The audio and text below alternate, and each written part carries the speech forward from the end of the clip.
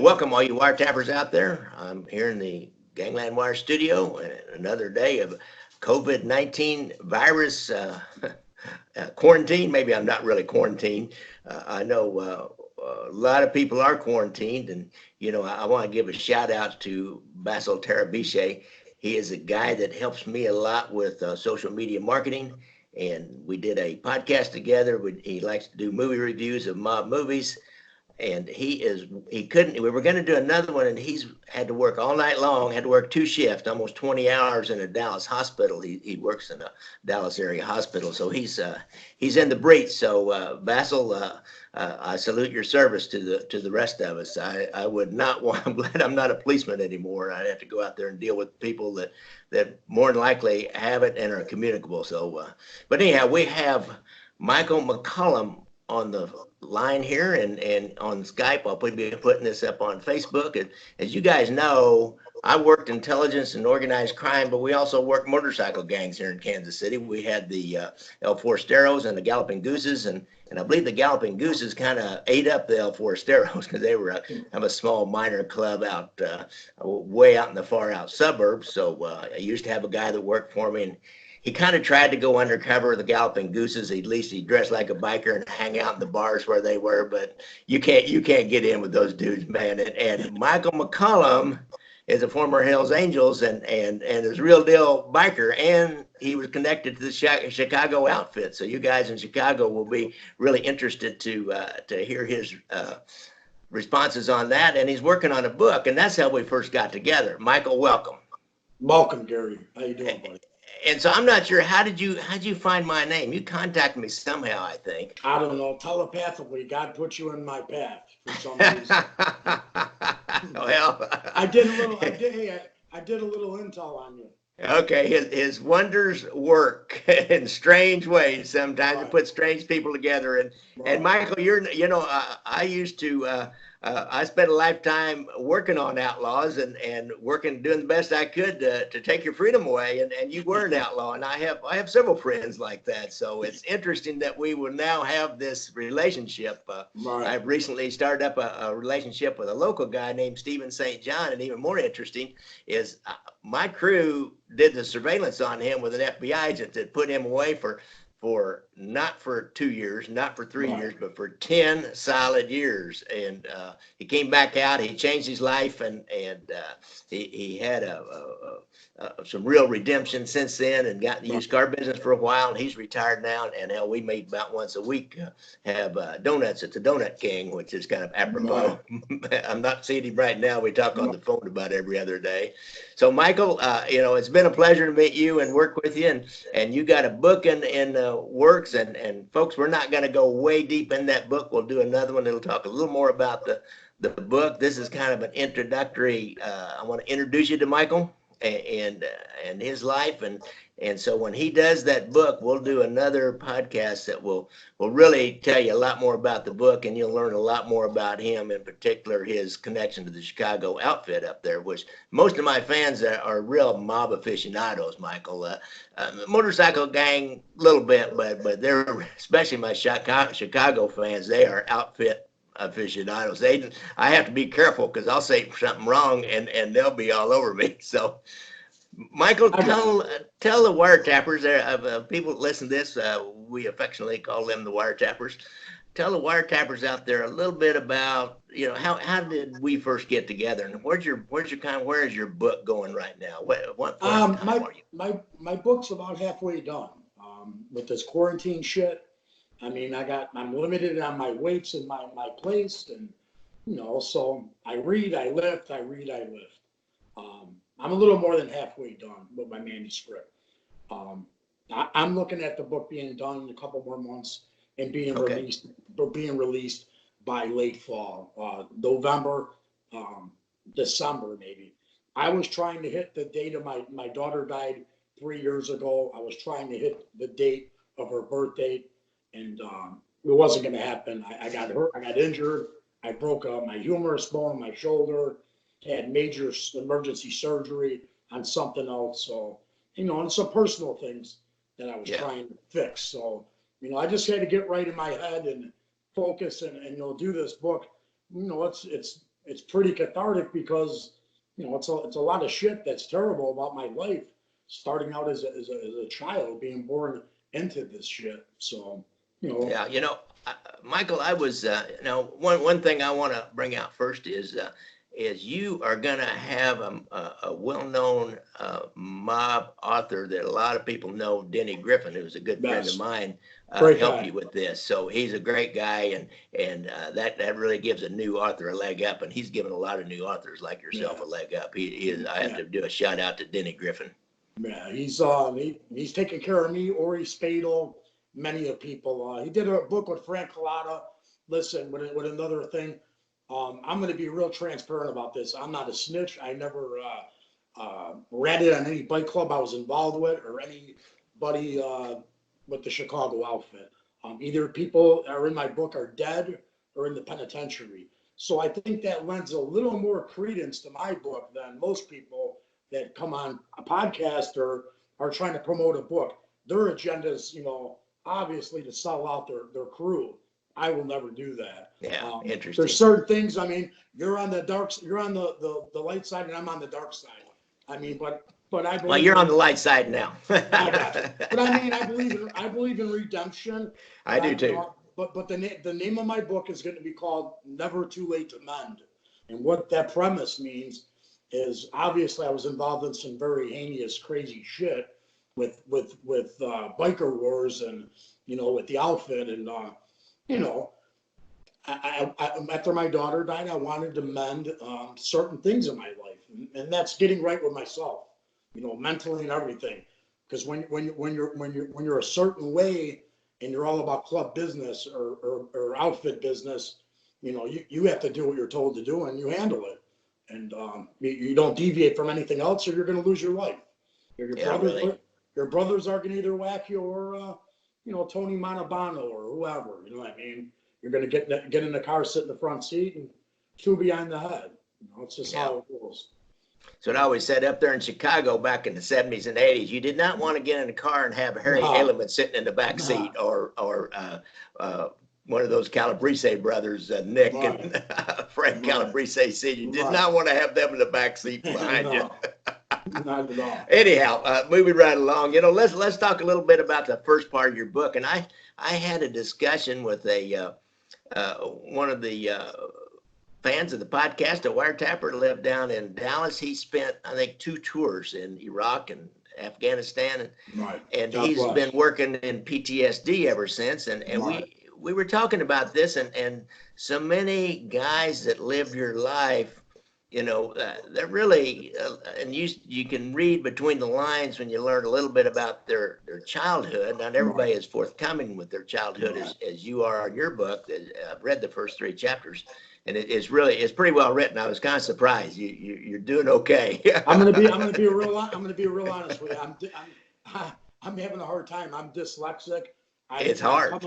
Yeah. So I mean, it's gonna be put in my book. I mean, I want people to know that you never quit, no matter what. You know, whatever card you don't quit. We had a saying in law school: "Good writing is hard," and it is. True. It's really difficult. Right.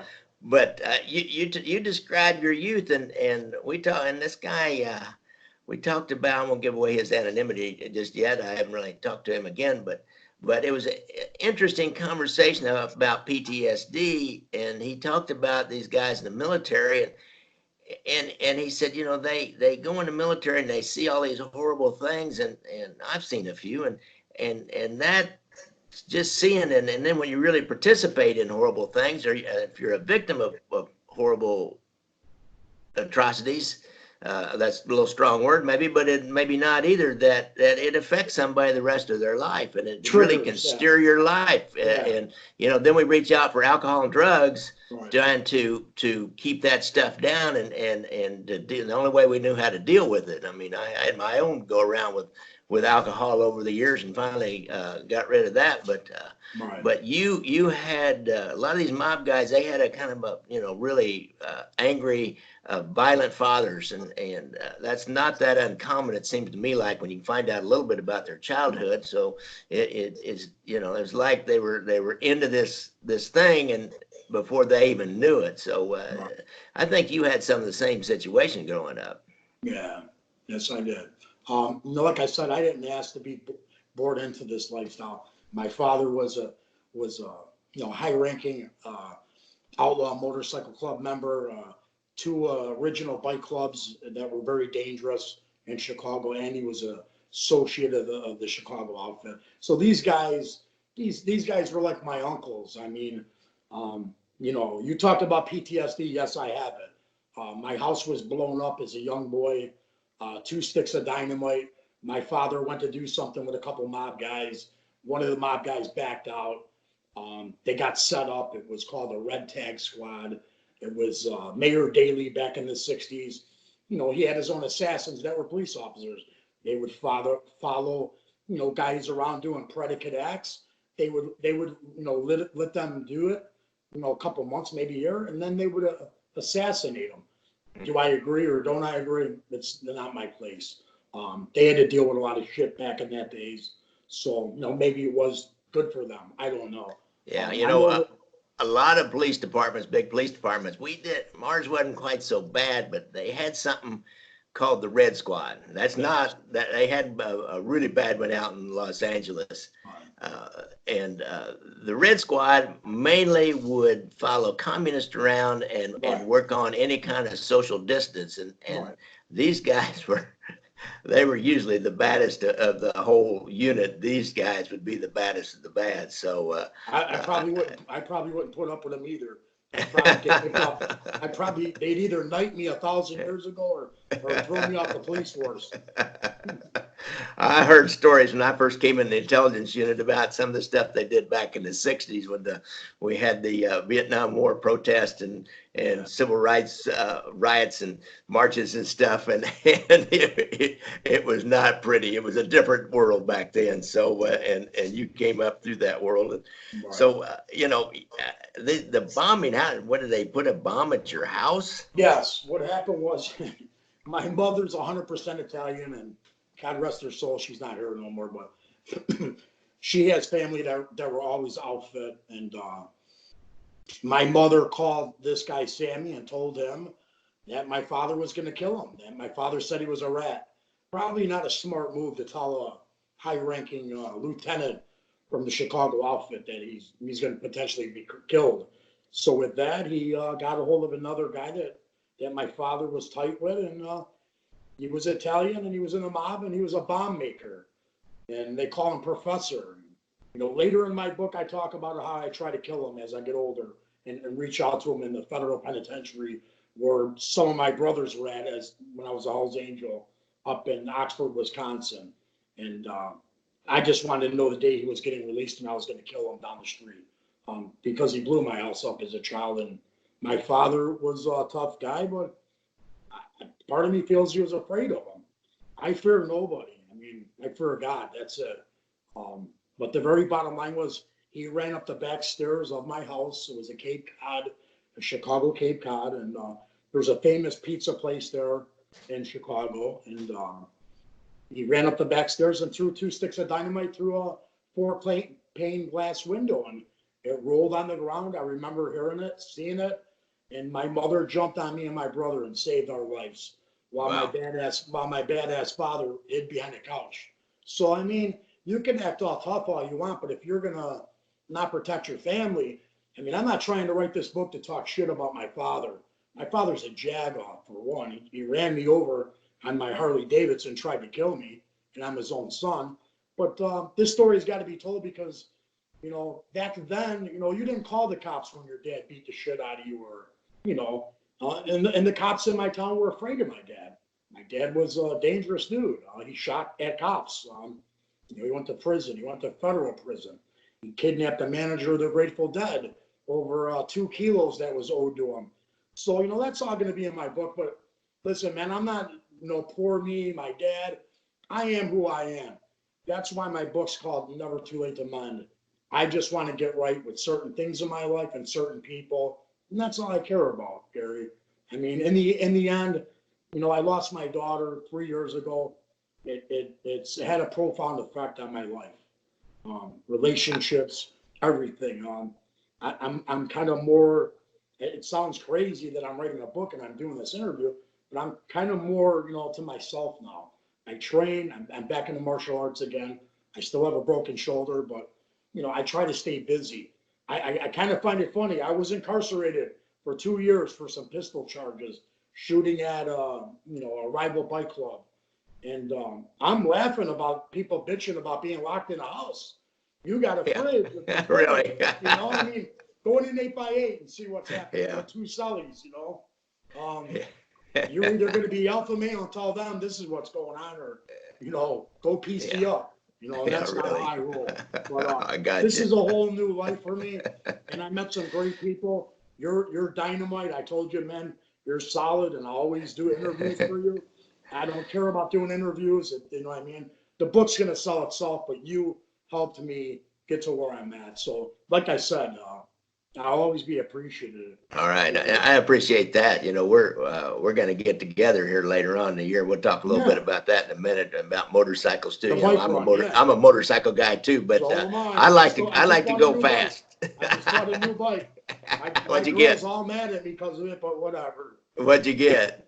I got a bagger. I got a 2011 bagger. It's Cool. used, full dresser Harley. Yeah. It only had 4,000 miles on it. Oh, wow. I've Now I'm got going this. to buy a second bike. I'm going to buy another one. I'm going to get a road glide for me and Are my you? girl. Yeah. She likes it. I like sport bikes. I always had English bikes back when I was younger, and then I got away from them. And then when I got older, I got back into it about 15 years ago, and I bought a Honda CBX 650, and that sucker nice. was so fast. I bought Oh my God! So I had a Hayabusa before years yeah, ago, and my club got pissed at me. And yeah. that's when I met Jesse James in California. Oh really? He let me take his for a ride, and it had a turbo on it. So I said, "Shit, man, I go back to Chicago. I'm buying a fucking 240-mile-an-hour motorcycle. I don't give a fuck. You guys will break down. I'll drive past you. You know what I mean? Give me a fine. I don't care." Oh well. Love it. Anyhow, moving right along. So now your dad he was a motorcycle gang member. Was he in the Hells Angels? No, Or you Hells got Legacy, Angels. another gang? Listen, the Hells Angels many years ago, there was a confederation of all the Chicago bike clubs. And they all pulled together, and they said if the Hells Angels cross the Mississippi past Minnesota, they're going to wipe them out. Well, they pushed their way here and solidified they ain't going nowhere. They're not afraid of the outlaws. They're not afraid. I'm hearing the Mongols are setting up a charter here in Chicago. It is what it is. It's going to be an interesting summer. But my father was an original member of the American Breed Motorcycle Club. Okay. They're no longer, though they kind of are around, they got disbanded. They got caught with like $20 million cash and a bunch of drugs, and they all went, a lot of them were all mob guys, associates, which made them more dangerous in a bike club because, now you really have the keys of the city. So, and then my dad became an American or a DC Eagle, which was derived from Damon and Cortland on the north side of Chicago. The bike club's still around. That club, in my book, had a profound effect on me for what they did for my family after we got blown up. They took us to Wisconsin and hit us out so my dad and his guys could go after these guys and kill them. And I'll never forget that. So later in life, that was my first motorcycle club. And then I became a Hells Angel. And then after that, many years later, the Outlaws came to me and begged me to join, and I laughed at them. And we were at war for many years. I'm sure you know all that. So I joined, and I was the only one in the United States to become a full ratified member of the Gary Indiana Outlaws ever done in the United States of any outlaw biker. So, I mean, it's not like it's a big accomplishment, but, not many people could say they've done that. So I obviously have to be some kind of pedigree with being a little dangerous back in the day to be involved with them. You had to have a history. Yeah, they told me that they used to drive around with body bags for me and Mo, the president at the time. And, they knew where we lived, obviously. Bikers have a code no matter what. I mean, we don't fuck with people's houses. We don't go to jobs and shoot them. I mean, if we're going to get you, we're not going to do it the Italian way and, have your best friend Sal come and, take you over to the butcher shop and sit down and pour you a cup of coffee and shoot you in the back of the head. we're just gonna beat you with ball peen hammers and kill you. You know what I mean? Yeah. Or shoot you and not care about it. Probably, go eat a pasta dinner when you're done. That was the world I was in. So I mean, and then the other thing is the president of my charter. We were best friends. He's a bodybuilder, Mel Chansey. He worked for the ATF. He tried to put heat on the club. I told the club before I quit, he's a rat. Nobody wanted to listen to me. Certain people did want to listen to me. Then certain people wanted me to make a move on him and potentially get him out of the way permanently. And I didn't feel good with a lot of it. My heart was really heavy because I kept this man alive. The outlaws were trying to knock his head off and mine. And, I kind of gave up my family for a little while, my ex-wife and my kids. And that became my kind of obsession, was to keep my best friend alive. And when I became an outlaw, they told me, why did you do that? Why didn't you just let him shoot us, man? I mean, let us shoot him and kill him and just not be involved in it because you knew he was a rat. And I couldn't do that. Even though he was a rat, I couldn't do it. I told him the night I quit. I'm quitting because I love you and I don't want to have to kill you, man. And that's it. So I walked out of the how does that work? How does that work, Michael, to leave a motorcycle club? It seems like it's one of those things forever. And you were in the Hells Angels, and how'd that work for you to move from the Hells Angels to the Outlaws? Well, I'll be really honest with you, and I don't talk about it very much. My ex-girl knows the whole thing, Michelle. I talked to her about it. And, she's in clinical psychology, and she's helped me profoundly with a lot of it. But the very bottom line is, if you put in work in anything and you become great at something, people tend to not want to replace you, or they're not going to want to fuck with you per se and kill you. I was a shooter for the club. I was a dangerous guy. I did things for the club in the name of the club. I got my patch in 3 months. I went to New York City, and the pagans we were at war with, and I did something with somebody up there, and somebody we were at war with, and I didn't agree. I thought New York City was badass. The brothers up there didn't fuck around, and then you had Canada right over the border. Those were the real guys. I mean, if you seen Canadian patches, people were gonna die.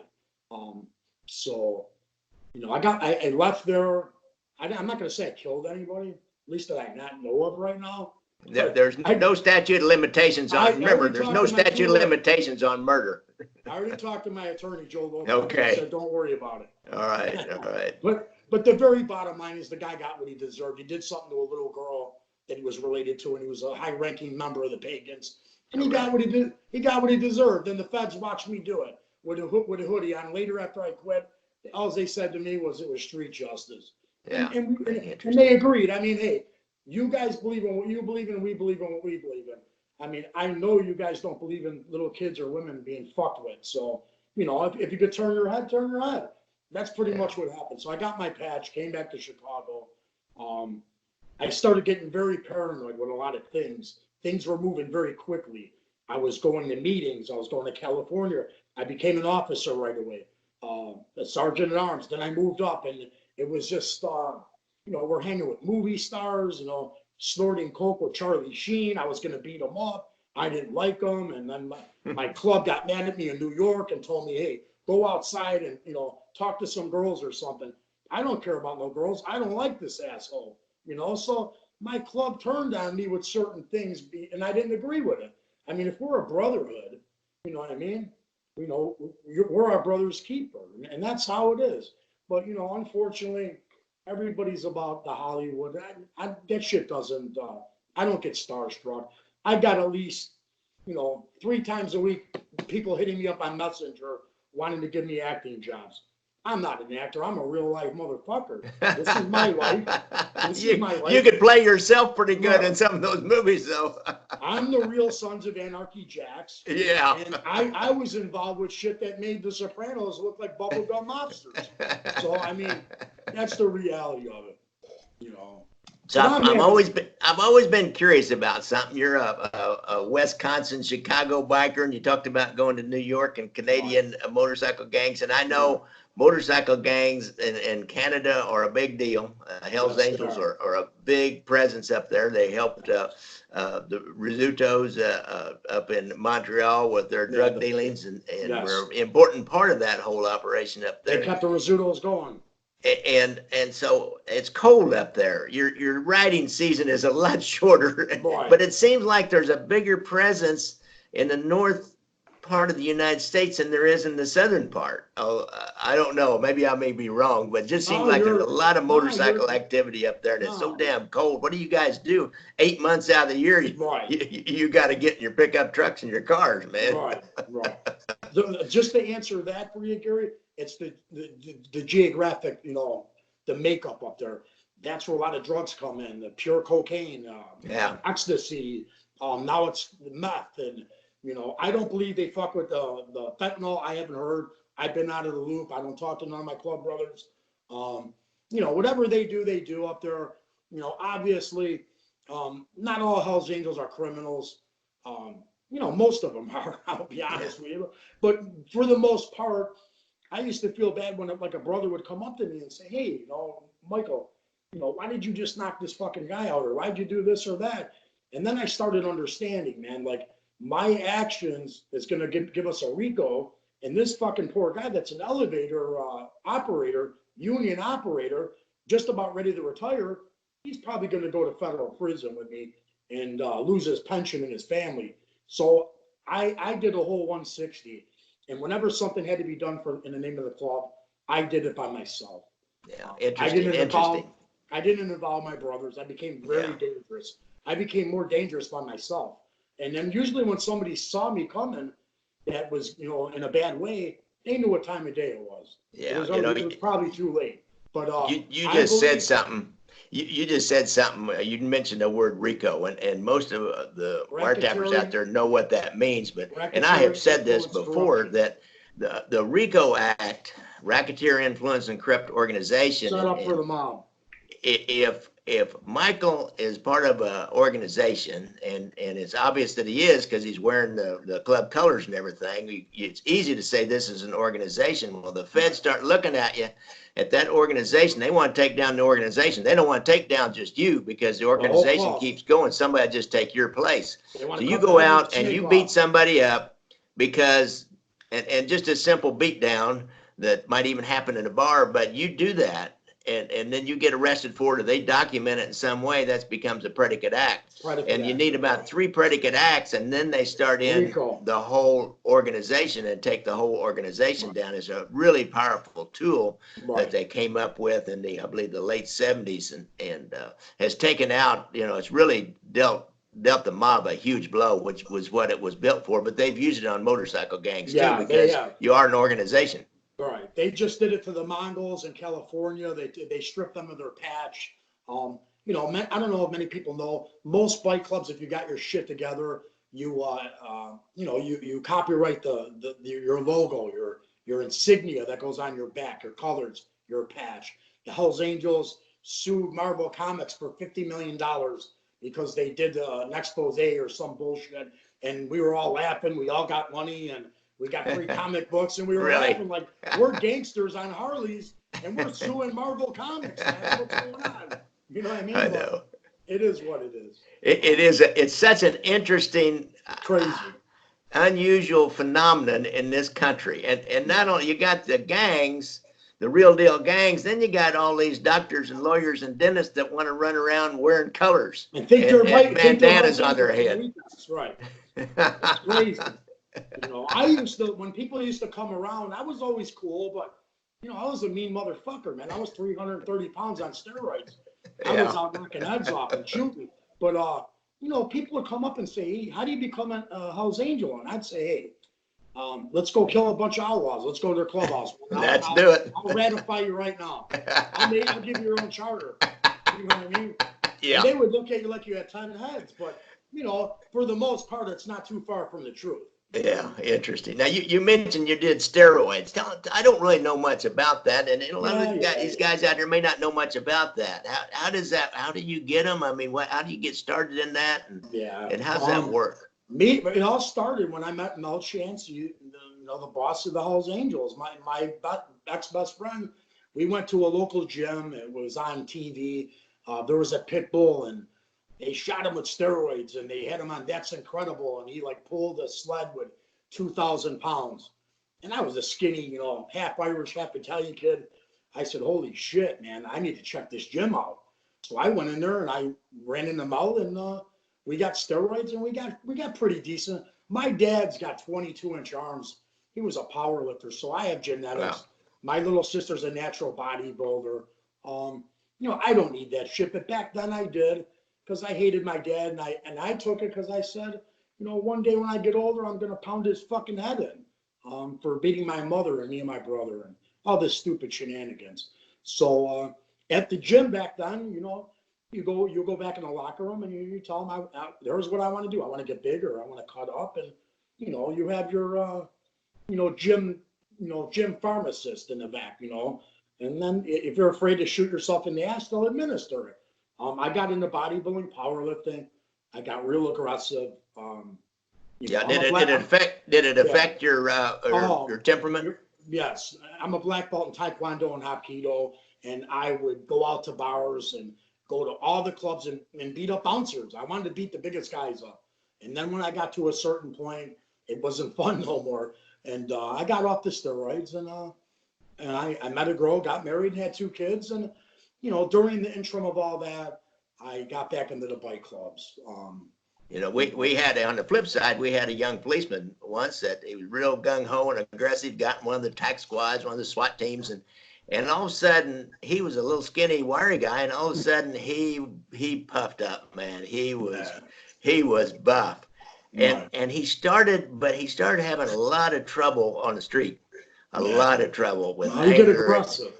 And by the end, overly aggressive. He was pretty aggressive before, but he was overly aggressive now and made some real bad choices.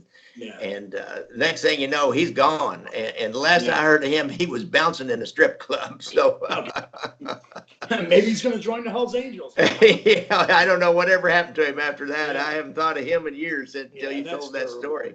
Yeah. But it'll do it to you, man. It'll do it to you. Unless you're a pro athlete and you're making millions, that's the only way I would advocate it.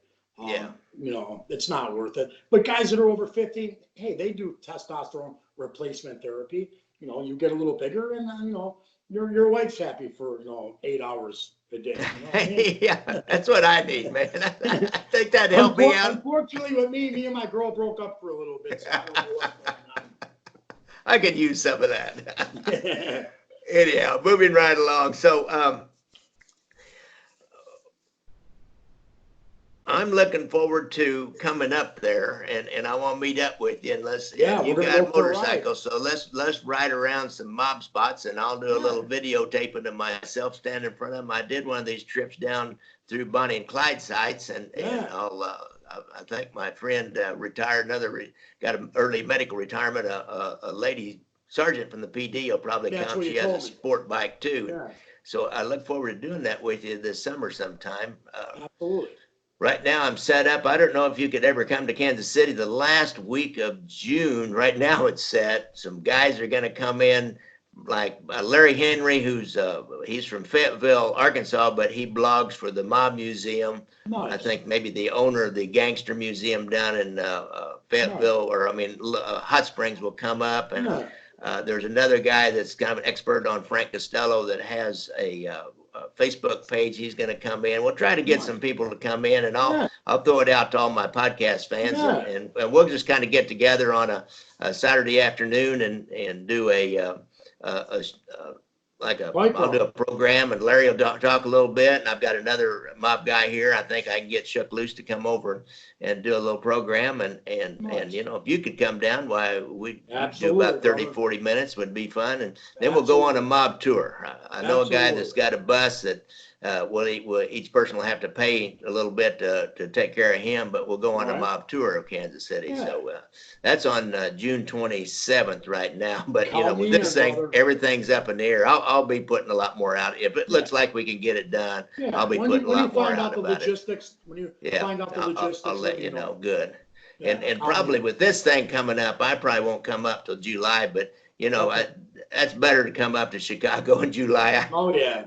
The coldest April I ever spent once, I had an aunt that lived up there and she died, and I had to spend about 2 weeks off and on up there during that time. And oh Right. my God, I froze my ass I off. know. It's crazy up there. But you get Chicago people are resilient. Yes, they are. They love it. I mean, we got a beautiful city. What can you say? I mean, it is. But I like So Kansas City.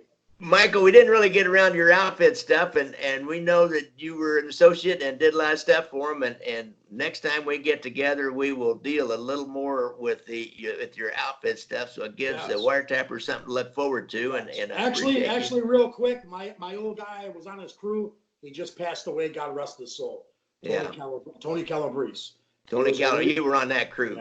Yeah, he was a real motherfucker. He didn't play.